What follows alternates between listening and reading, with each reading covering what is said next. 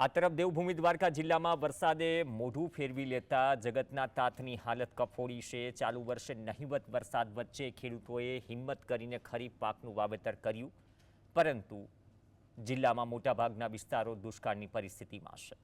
વરસાદ ખેંચાતા ખેડૂતોની મહેનત પર પાણી ફરી વળ્યું।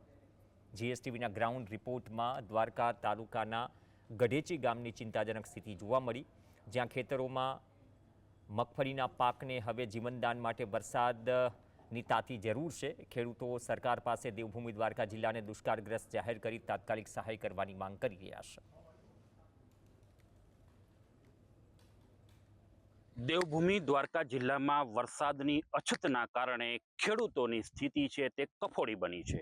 દેવભૂમિ દ્વારકા જિલ્લાના ખેડૂતો સરકાર પાસે એક જ માંગ કરી રહ્યા છે કે દેવભૂમિ દ્વારકા જિલ્લાને દુષ્કાળગ્રસ્ત જાહેર કરી ખેડૂતોને યોગ્ય સહાય કરવામાં આવે, જેથી ખેડૂતો છે તે બેઠા થઈ શકે અને શિયાળુ પાકની વાવણી સમયસર કરી શકે અને જે ખરીફ પાકમાં નુકસાની થઈ છે તેની ભરપાઈ આવનાર સિઝનમાં કરી શકે। હવે જોવું એ રહ્યું કે ખેડૂતોની આજીજી છે તે સરકારના દરબારમાં કેટલી મંજૂર થાય છે।